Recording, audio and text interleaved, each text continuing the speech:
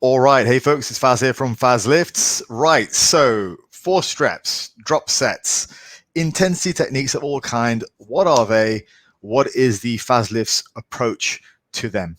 Right, so first of all, thanks for making it onto my channel. Been really absolutely loving the support lately. Thank you very much for the comments and the likes and subscribes. If you would like to work with me, there is a link in the description, so get in touch and we can talk. Right, let's crack on. Now, I had a question come in the comments on yesterday's video asking about intensity techniques. Now, I don't normally talk about them, and actually, I don't program them in that often because I happen to think that most people have a hard enough time just working hard on regular sets without having the added stress on having to focus on other things like having to do drop sets afterwards, or then 4 steps, or other types of supersets and whatnot. So I prefer to place the focus on the set first of all, and then if I see that the client is doing a really good job of honing in on the set and they need extra, that's when I might program in some intensity techniques. Essentially, if we look at what intensity techniques are, they're all mostly ways to extend the set. So essentially you get a number of failure points in a set. So like a drop set, you might have, say, 2 failure points, or if you're doing a couple of drop sets, you might have 3 failure points. If it's 4 steps, again, it's multiple failure points. If it's supersets, there are multiple failure points. So they're all ways of extending the set. Essentially, the idea is you should stress your muscles more. Now, the problem is if the thought and the prospect and the you thinking of doing the extended set is causing you to place less of a focus on the main set, it's not worth it. So if you do a crappy set of 6 because in your mind you're expecting to do a drop set and you're kind of like saving yourself for that, there's always that little bit of you which might think, okay, you know what, I need to drop the weight twice after this, so I'm not going to go all the way out to absolute exhaustion. Now, in that situation, I would rather you just do the first set better and harder. So that's kind of my problem with these intensity techniques. I use them, sure, and occasionally I use them in my own training, and I tend to use them with my most advanced clients for a bit of a change of pace, but it's not something I regularly program because when I'm working with a client for the first time, I want to see that they are actually able to deliver good intensity and good work effort in their regular sets. Let's get the regular sets right before we add a bunch of stuff on top. So the whole basic idea is, yeah, they all give you more work in less time. The idea is they should give you more effective work and a more effective sets. However, as I say, my proviso is if they're going to cause you to be a distraction from your main set, that's when I'm going to be uncomfortable putting them in. That's why I don't normally add them in straight away with the client's programming.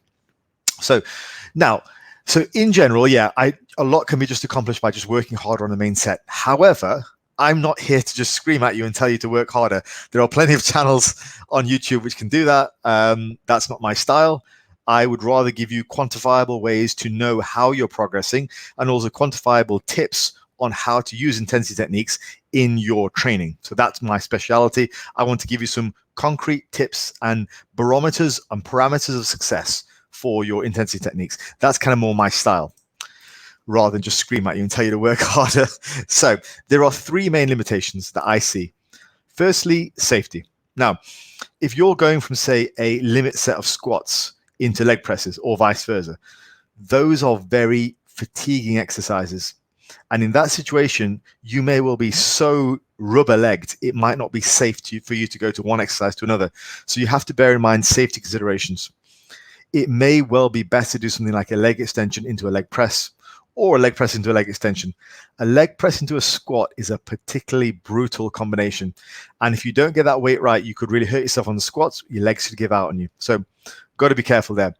When I'm doing these, I prefer to do them from a harder exercise into a lighter exercise, like leg press into walking lunges, for example. It's a very good one. It's one that I personally use.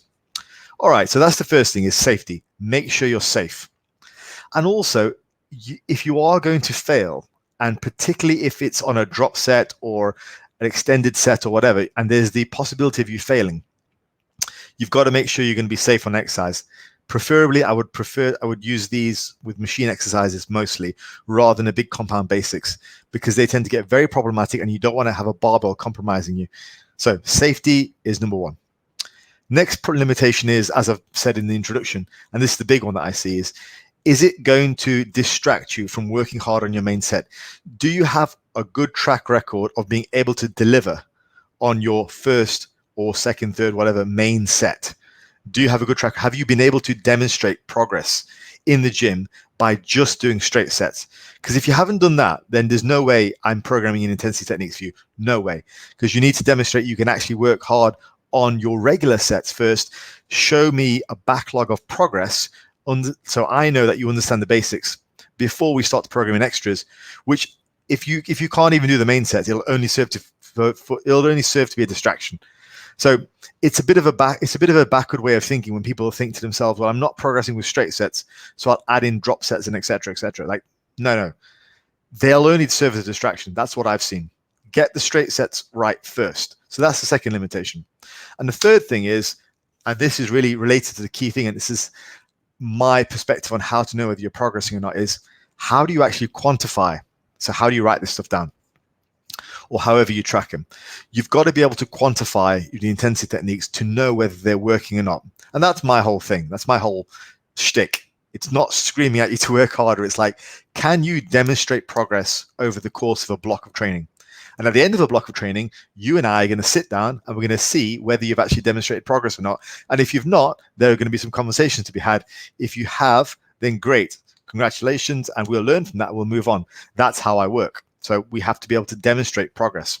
So today I want to help you with how I demonstrate progress when I'm looking at intensity techniques. That's the focus of today's video. So here are some of the methods that I've used. Firstly, force reps. Now, force reps are an interesting one because the way that I found they work best is to just write in and progress on the main set. The force reps, do them as extra and don't even count them. That's the best way because it places the focus on progressing with the main set. So let's say you always do, I don't know, 2 force reps. And you get your partner to force out 2 force reps. Great. Don't count those. Okay. Just don't count them. Count the ones that you do on your own. And that way you are going to be forcing yourself to do as many as possible on your own before the partner interjects and helps you. That's a very good way. It's a very easy to quantify way of knowing whether you're progressing or not. If I got 6 reps on my own this week and next week I get 8 reps on my own, that's great. It doesn't matter then if my total reps were 8 this week because my partner forced out 2 reps and my total reps were 9 next week because my partner forced out 1 rep. So just count the reps you do on your own when you're doing force reps and consider the force reps just extras. You don't have to necessarily write them down, but they will add to the stress and add to the adaptive stimulus leading into next week. So that's a really good way of doing things. Okay, now drop sets. Here's the way that I do drop sets. I tend to take a longer rest with drop sets. I don't actually drop immediately. Now, what this will do is it'll give you a bit more time to regroup and gather yourself for the next set. I tend to find if you give people, say, 30 seconds to 60 seconds, depending on the size of the exercise and how well they're conditioned, if you give them that time, it gives them some breathing room to gather themselves so that 1, they're more likely to go all out on the first set. And then 2, they can be more focused, so it's a safer set, and they can possibly get more out of the second set. I find if you go immediately from one set to the next, the first set is almost always compromised because as soon as you begin the first set, you're already thinking about the drop set. And so the first set is compromised. So it's a less than stellar effort for the first set. So give yourself 30 to 60 seconds and then do your drop set. That's one way I've found to be very useful. The second thing with that is, like the force reps, you might not want to count the drop set. Just progress on the first set. It doesn't matter if you really progress on the drop set. It's just added stress. It's just extending the set. So we're just really interested in demonstrating progress. I don't need to write down every single detail of the workout. Did I progress on the first set? Great. Then I probably, then I'm probably growing. Okay. So I would bear that in mind. So that's a couple of good wrinkles for drop sets. Now, giant sets, what I refer to as giant sets is when, let's say you've got a rep goal. Say the goal is 60 reps and you just do any number of sets to reach that rep target. That's the way that I do. I like this technique. I like this technique with very technique focused exercises. So let's say things which you need to get an absolute pristine mind muscle connection on, otherwise you're not going to get any benefit from the exercise. Stuff like delt training. Delt training is really popular, like Lou raises. One of the guys in the comments was asking about Lou raises the other video.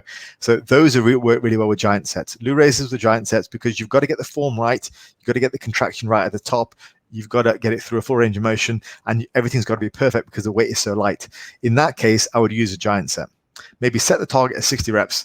And to progress on that, because it's such a small exercise, I might just do more and more reps, say 60 reps to a total of 100 reps after maybe 4, 6, 8 weeks, and then add weight. And that way you've got that constant stream of progression, but while keeping your focus on the form. It's a really good way of doing things. Doesn't work quite as well as for big exercises, I find. I mean, if you did giant sets on leg presses, that would be pretty brutal, but it can work. However, as I say, the sheer brutality of the exercise might be a distraction.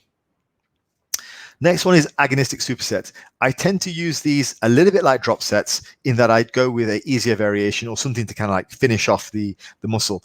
So a common one for me is leg press into walking lunges. That's a great combination. Love those. The only thing is, if you train in a busy gym and you do your leg press and start walking off, there's always going to be some guy trying to take your leg press. So yeah, you have to sort of shout and go, no, still on that. That's happened to me more than a few times. So yeah, leg press into walking lunges work. Same with squats into walking lunges, they work as well. I also personally find sissy squats into walking lunges are brutal. For the chest, things like dips into push-ups work really well. These are supersets for exercises for the same muscle group, and they're just like extended sets. They work really well.